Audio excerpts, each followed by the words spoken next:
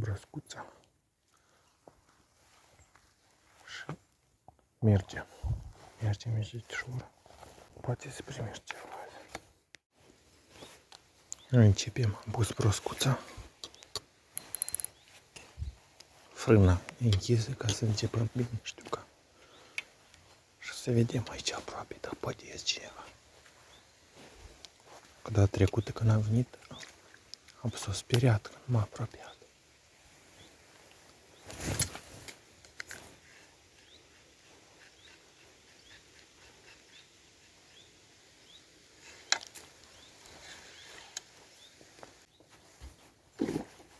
Ia кто? Și-am știut că e iar. Și-am știut că iese vreuna pe aproape. Data trecut tot așa a fost. Stătea în iarba asta.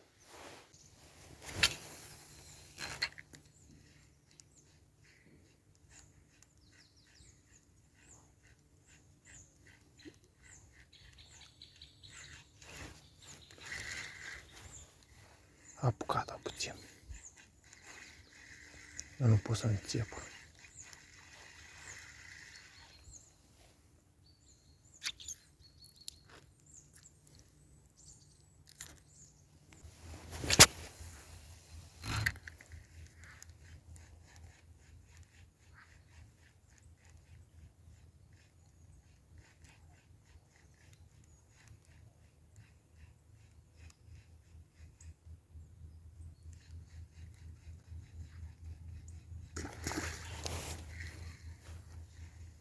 Wow, ce atac! Pe alături.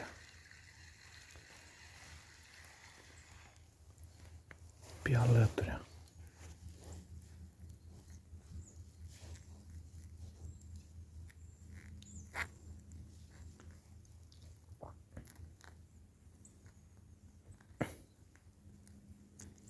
Mă gândesc să nu pun un cărlic.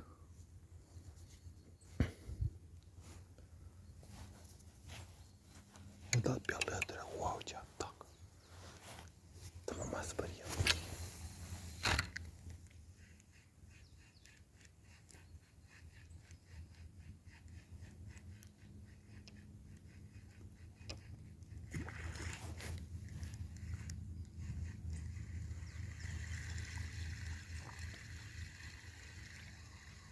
N-apucă cum trebuie. Să-i pun un cărlic încă.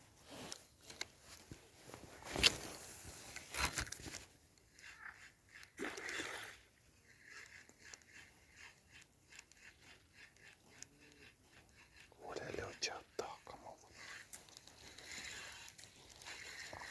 Unică dă pe alături. Dă pe alături. Nici n-a atins-o, nici n-a atins-o. Am ușa iau.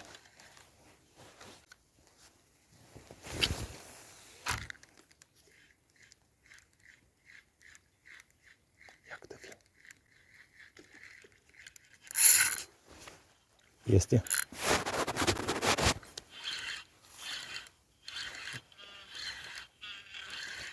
Am cel mai greu să scot. Asta e iarbă. Hai, și tijol.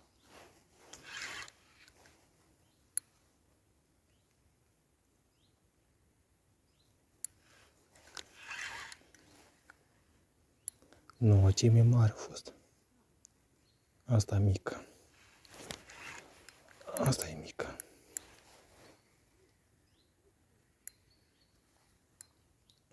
Cu câtă iarbă vine.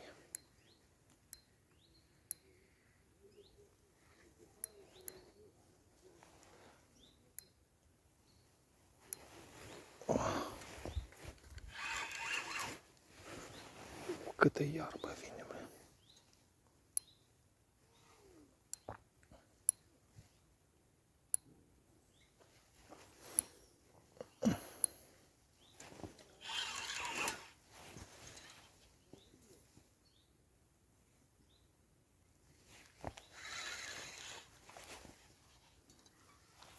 Blin, cu câtă iarbă vine.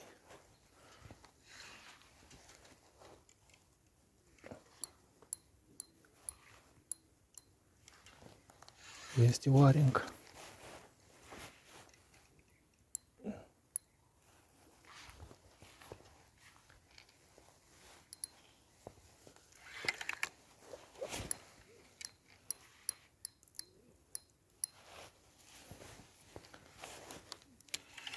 Trebuie să mă bag.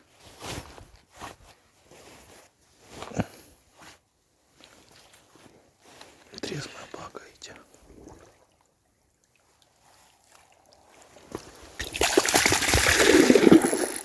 Ulele.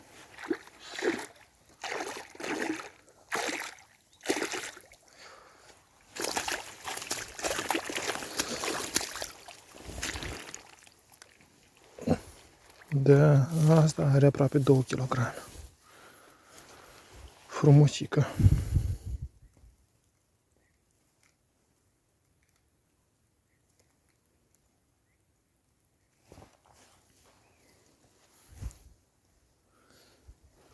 Și-o luat la o broscuță, dar nu se agăța, că și cu 2 cârligi care înfipte în ea. Și am mai pus o ancoră, un cârlig, un troinic. Ia cât așa, gata.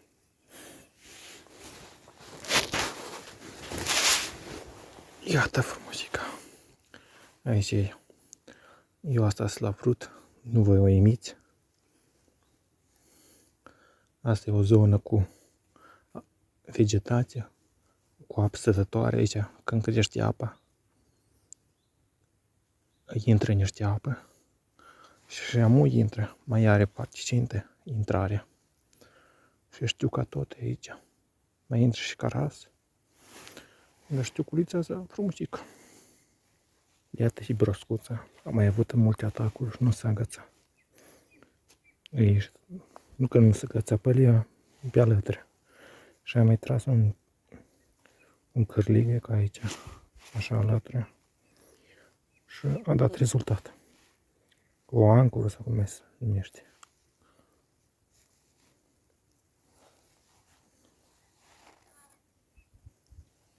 Și a dus rezultat. Tot timpul trebuie să fie inovativ. Să cauți soluția. Că nu tot timpul peștele te așteaptă cu ce îi dai de magazin.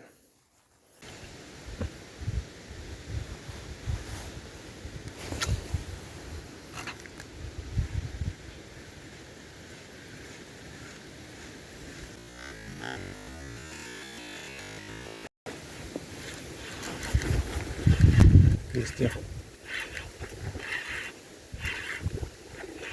ceas sărit.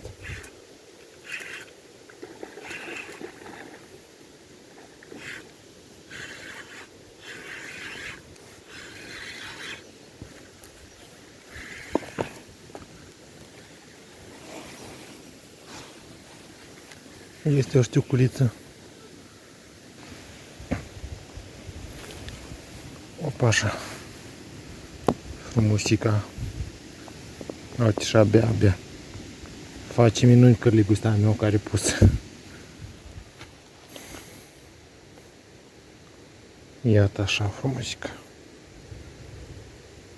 Asta e a doua știucă la broscuța asta, așa l-a luat așa.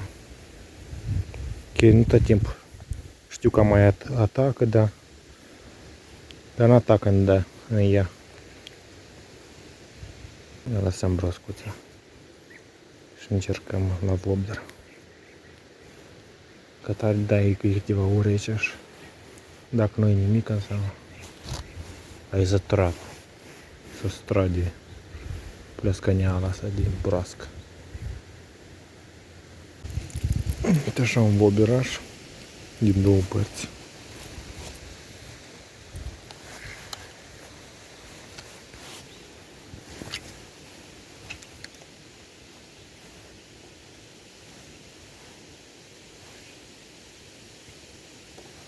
Joacă pe deasupra.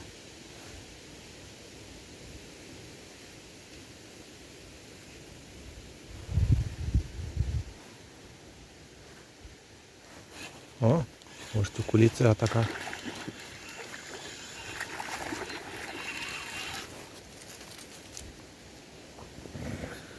Opa, ați văzut? Asta o eliberăm. Asta nici nu discut, o eliberăm, că e mică. E păcat de ea. Uitați. Wobblerul face minuni. Principal să faci pauze.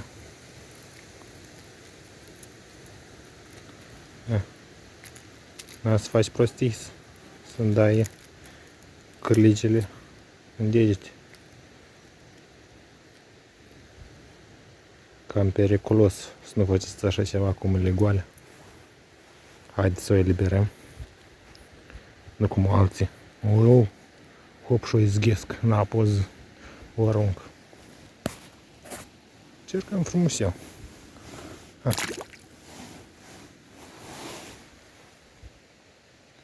Opa, și-a fugit. Gata, s-a terminat partida. Am avut ce activitate la știu că am așteptat eu mult să fie activ, știu că aici este o zonă mai specifică. În spatele meu este prutul, cursul principal. Și aici este o baltă. Aici balta se alimentează când prutul se ridică, o alimentează cu apă și niște pești rămân aici. Am avut ceva activitate, două știu ce am luat, una mai mică am eliberat-o deodată. În rest, am trebuit să modific puțin broscuta, că am avut atacuri la ea, dar nu se agăța. Ori dădea pe alături cu niște atacuri de astea splendide. Știți cum e pe la suprafață, când atac, știu că bum, și nici nu se agață. Și am mai pus o ancoră și a adus rezultatul acesta. Bine, dar mulțumesc că vizionați acest videoclip și puteți să mă susțineți cu abonarea. Asta doar dacă v-a plăcut videoclipul. Fie întins.